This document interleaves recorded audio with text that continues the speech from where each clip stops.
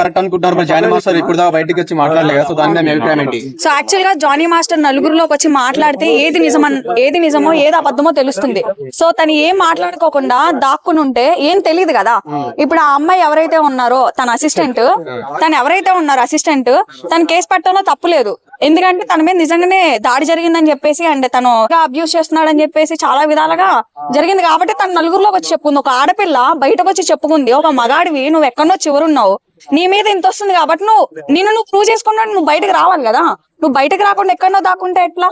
తన పైన కుట్రతో ఇలాంటివి జరుగుతున్నాయని ప్రూఫ్లతో రావాలని వెయిట్ చేస్తున్నారని కొంతమంది అంటున్నారు. ఓకే, సో మీరు అన్నట్టుగానే ఆయననే రావచ్చు కదా నలుగురిలోకి. ఇప్పుడు ఆయన ప్రూఫ్లతోటి రావాలని వెయిట్ చేస్తున్నారని కొంత. ఓకే, కొన్ని ప్రూఫ్స్ ఏంటండి? ఇప్పుడు ఒక ఆడపిల్ల బయటకు వచ్చి అంత నిజాయితీగా అంత ధైర్యంగా చెప్పింది, నువ్వు ఒక మగాడివై ఉండి కుట్రపూరితంగా కొంతమంది కావాలని చేస్తున్నారు, వాళ్ళందరూ బయటికి తీయాలి అనే కుట్ర ఆలోచనతో వెయిట్ చేస్తున్నారని అంటున్నారు. వెయిట్ చేయడం ఎందుకు? అదేదో అదే ఎక్కడికైతే తను వెళ్ళి కేసు పెట్టిందో ఆ పోలీస్ వాళ్ళనే హెల్ప్ తీసుకొని చేసుకోవచ్చు కదా. నిజంగా తను తప్పు చేయలేదంటే తను రావాలి, నలుగురిలోకి రావాలి, మాట్లాడాలి, చెప్పాలి, ధైర్యంగా ఉండాలి. జానీ మాస్టర్ తప్పు చేస్తుంటే అతనికి ఎలాంటి శిక్ష పడాలని మీరు కోరుకుంటున్నారు? నేను ఆబ్వియస్లీ ఇలాంటి మళ్ళీ జరగకోకుండా, అండ్ ఫిలిం ఇండస్ట్రీ కాబట్టి తనుంది. సో ఫిలిం ఇండస్ట్రీ అంటేనే యాక్చువల్ గా అలాంటి థింగ్స్ అన్ని జరుగుతూ ఉంటాయి. అలాంటివి జరగకోకుండా ఇంకా చాలా గట్టిగా పడితే బాగుంటది తనకి శిక్ష అనేది నేను అనుకుంటున్నాను. తనకి చిన్మయ్ గానీ పూనం కపూర్ గానీ సపోర్ట్ చేశారు. అవును, ట్రీట్ చేశారు. అంటే యాజ్ ఎ గర్ల్ గా ట్రీట్ చేశారు, ఎందుకంటే నిజం కాబట్టి. రైట్, నమ్ముతున్నారా ఇది నిజమని? ఆబ్వియస్లీ నమ్ముతానండి.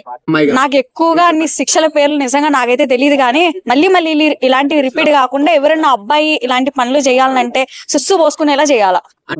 కానీ ఇలాంటి చాలా జరుగుతున్నాయి, రాజధాని కానీ ఇలాంటి చాలా ఇండస్ట్రీలో చాలా జరుగుతున్నాయి. ఎలాంటి చట్టం తీసుకురావాలనుకుంటున్నాను? ఆడపిల్ల ధైర్యంగా వెళ్ళి చెప్పుకోవాలా, నన్ను ఇలా తను చేశాడని. అలాంటి చట్టాలు తీసుకొస్తే బాగుంటుంది.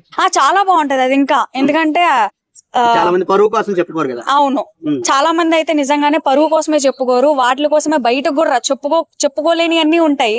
సో ఒక మంచి అంటే చెప్పాలి, ఇలాంటి ఇన్సిడెంట్స్ ఏమైనా జరిగితే ఎవరైతే దానికి సంబంధించిన హెడ్ ఉంటారో వాళ్ళకి చెప్తే నిజంగా క్విక్ ఆన్ ద టైమ్ లో క్విక్ గా రియాక్ట్ అయ్యే సెక్షన్స్ అవన్నీ తీసుకురావాలని